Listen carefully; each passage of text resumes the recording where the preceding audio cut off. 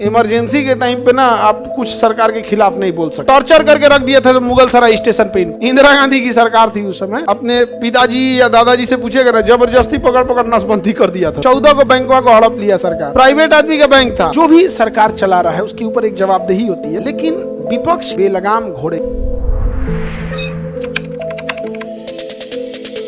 परिवार नियोजन, ये बड़ा उस समय का परिवार नियोजन बदनाम था। अपने पिताजी या दादाजी से पूछेगा ना, जबरदस्ती पकड़ पकड़ नसबंदी कर दिया था सब। पूरा गांव का गांव धके जबरदस्ती परिवार नियोजन कराया था सब। इंदिरा गांधी की सरकार थी उस समय। पूछना ना, लोग कहेंगे ना कि इमरजेंसी के बारे में पूछना अपने दादा बाबा से। इमरजेंसी के टाइम पे ना आप कुछ सरकार के खिलाफ नहीं बोल सकते थे। समझा गई ना क्या? और इंदिरा गांधी को दिमाग मतलब एकदम ढीठ थी ना, तुरंत इमरजेंसी लगा दी। सब लोग, कोई बोल नहीं सकता है, कोई कुछ नहीं बोलेगा। मोदी जी ज्यादा समझदार हैं। तुम बोलोगे कहाँ, मीडिया में दिखाई भी नहीं करेगा।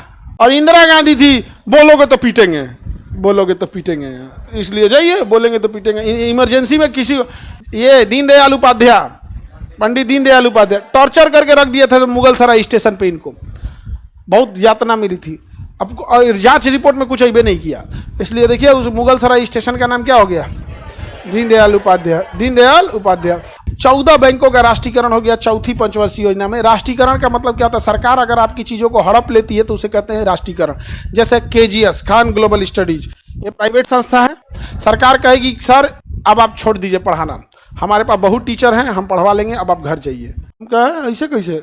ऐसे हो तो राष्ट्रीयकरण। आप अपना पंखा जोड़ लीजिए, कितना पंखा है, बेंच कितना है, कितना पैसा होगा। लमसम में एक थर्ड किसी पार्टी को लाया जाएगा जो वैल्यूअर रहेगा, जो वैल्यू लगाएगा। तो वैल्यूअर आके वैल्यू लगा देगा, इतना इतना इतना चीज़ है, टीवी इतना है, फायर एग्जॉस्ट ये सब इतना पैसा होगा।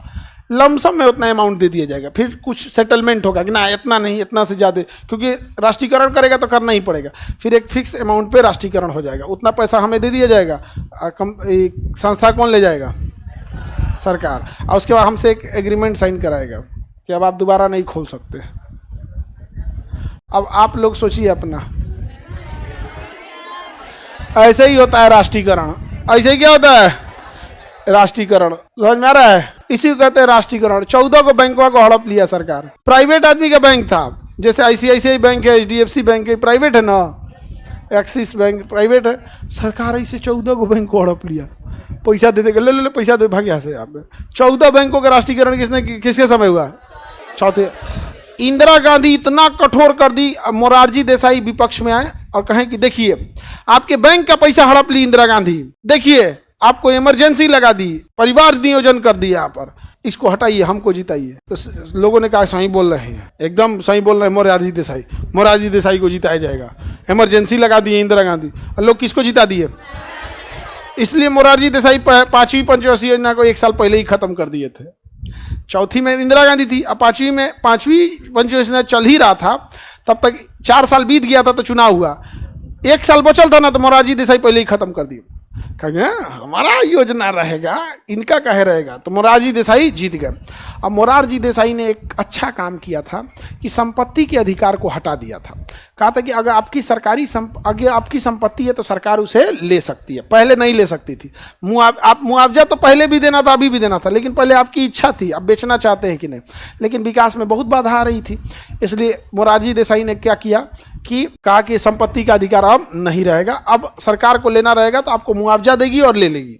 आप लड़ाई इस बात पे कर सकते हैं कि मुआवजा कम मिला या ज़्यादा, इस बात पे नहीं कर सकते कि देंगे कि नहीं देंगे, वो देना ही पड़ जाएगा आप लोग को। मुआवजा ज़्यादा कम पे डिस्प्यूट होगा, उसको देखा जाएगा। अब इंदिरा गांधी तो विपक्ष में थी, अब ये मामला मिल गया इंदिरा गांधी को।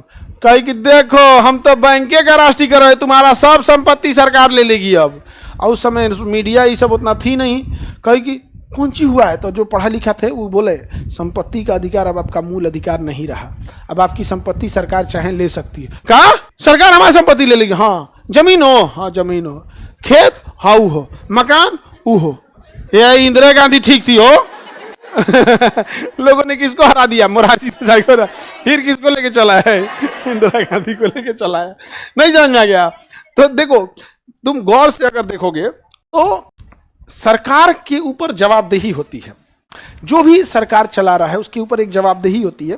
लेकिन विपक्ष के ऊपर कोई जवाबदेही नहीं होती है। वो कुछ भी बोल सकता है, बेलगाम घोड़े की तरह बोल देगा कि सबको आप सिलेंडर भर के फ्री में दीजिए हर महीने, क्योंकि विपक्ष में उसको करना नहीं और लोगों को बड़ा अच्छा लगेगा। नहीं समझे? सबको क्या 10-10 हजार अकाउंट में दीजिए हर महीने, विपक्ष में वो बोल देगा और सरकार वाला बोलेगा नहीं। लेकिन जिसके पास पैसा नहीं, वो कहेगा कि एक नंबर बात बोले, ऐसा नेता चाहिए तो हमरा। नहीं समझ में आ गया? बड़ी बड़ी होता है। तो भारत में ना जो विपक्ष है उसका कोई लगाम नहीं है।